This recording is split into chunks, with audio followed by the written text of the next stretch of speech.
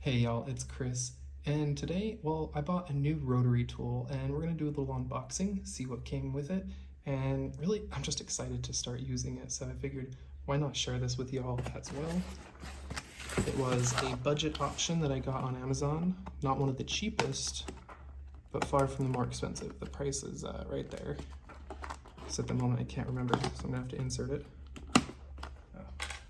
I thought it'd be funny to use a little Dremel tip to open it, but guess what? That's not gonna cut it. Oh, and cardboard there.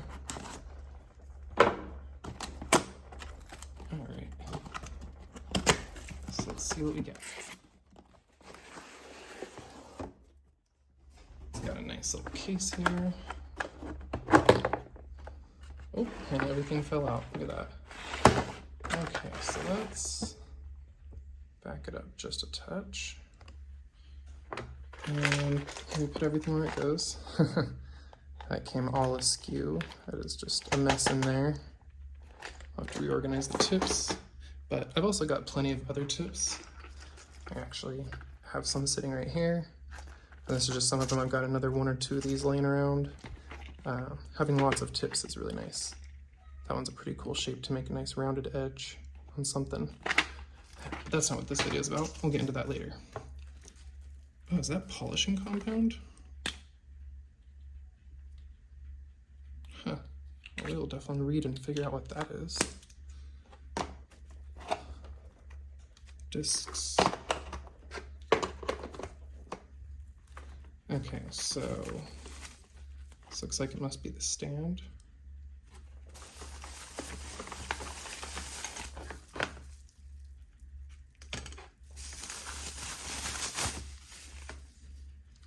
And here we've got a rotary tool.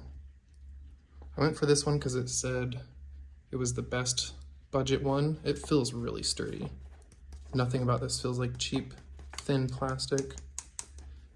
It's thick, it feels nice and heavy and sturdy. Same with this. My last one was all plastic right here. But they said the chuck and the flex shaft and whatnot were really good on this. Now, I guess here's the fun part. Let's try and pronounce that. Goxawi. Yeah, looks like Goxawi. And it's got a variable speed control here from off to 5. And a nice little bit here to hang it. So I'll probably be mostly hanging it and using the flex shaft. I opted to not get one with the foot pedal this time just to save a little money. But when I do upgrade this year, I do plan to get a new one this year. It'll be one like a Fordham.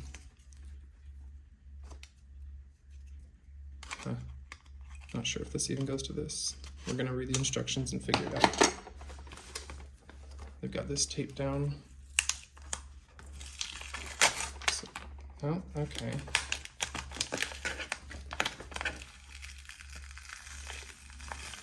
Kind of hope that would come off a little better, but thanks for choosing the Goxawi product. Flex shaft will generate heat while using because the central flex shaft will generate, will spindle while rotate at high speed. Okay, not the greatest translation, but it makes sense. You gotta be careful. It overheats really easy in the flex shaft, but we know that. So we'll stick this on the back of the manual. Doesn't hurt to have reminders of important information around.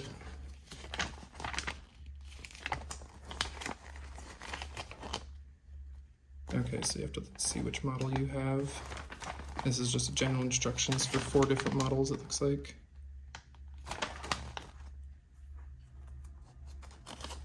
And then basic, how to attach the flex shaft, which we know.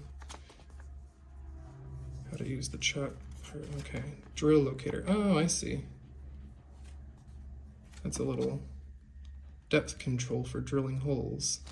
And then this is a cover shield for splash guard. Oh, wow, for sparks and debris. You know what? Can use that for water too. That's actually really, really nice. So this goes on here under this, I'm assuming. And can be a nice splash guard for cutting and using water. Or maybe, hopefully it goes on the flex shaft part too, but probably not. Probably not. I'll just stick it on like that, right? No. Okay, it doesn't go in the flex shaft. And if we're using water, we'll be using the flex shaft, not this. Well, I mean, this will be the motor, obviously, but it'll be attached to the flex shaft anytime we're working with wet material, so this isn't really a factor, and that should be away from the water anyway. But, nice. Some people did complain about another one I was looking at, that the flex shaft and the foot pedal were a little too short, and they could barely reach from like the table to the floor with the foot pedal, so I opted out of getting that one for now. Went down a step to this one. That other one is $89 or $109, depending on the brand. Oh, and yes, so this was a polishing compound. It doesn't state what kind of grit or what kind of polishing compound. It just says polishing compound and hence enhance the polishing effect. So I'm not gonna really mess with it. I've got my own polishing compounds to use. Tells you what to use on stone. That's actually nice. Don't use the resin cutting disc, the cutoff wheel, or the mini cutting disc on stone.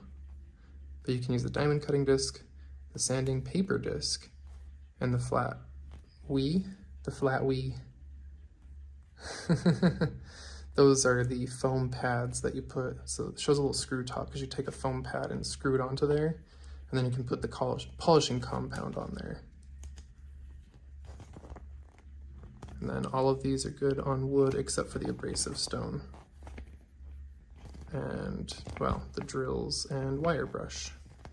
Okay. I mean, that's kind of handy if you're new into rotary tool work and you don't know what pieces you should and shouldn't use on there. It tells you, yeah, how to screw on the foam pads for polishing. The back of this is a screwdriver for the discs. Make sure your accessories are pressed all the way in and centered. Yeah, pretty basic, but still important to know all that stuff if you don't. Well, I'm kind of excited to start using this. That'll be in a separate video where we start using it though. For now, I have a lot of fun errands to go run, so just wanted to share this little, I guess, unboxing of the Goksawee. Whoa, what is this? And we're gonna figure out what some of these other pieces are, because this was not in the manual.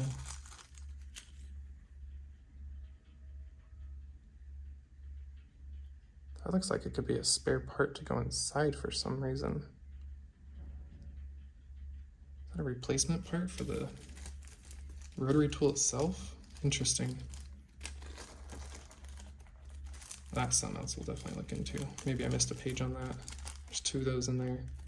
If you know what these are, leave it in the comments. It can help everyone else out, and if I remember, I will get back to y'all in the comments with what they are. Ooh, once I figure it out. Lots of nice little diamond bits in there to work with.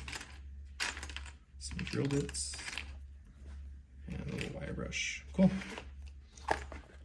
Well, that's all that I've got for you all today. So I appreciate you watching, and I can't wait to start using this thing. And I think one of the first things I'm going to do is work on some of the fire agates that I've received from a couple different people over the years, and some recently. And then I'm also going to start working some of the really small opals I have. And then there's just a handful of little things that I want to do, like contour carving or small contour polishing and stuff that the flat lap just can't do. Speaking of which, the flat lap is going out now as of recording this. I just spoke with Hi-Tech today, figured out the extra cost it's going to be, because it's not just replacing my motor. My arbor is stuck. I couldn't get it off, so there's a small extra fee for that. And then, yeah, hopefully they get it repaired in just a few days, sent back to me, and maybe I'll have it back before my birthday. That would be pretty exciting, because I really just want to get back to polishing. So until then, y'all have a good one. We'll see you soon.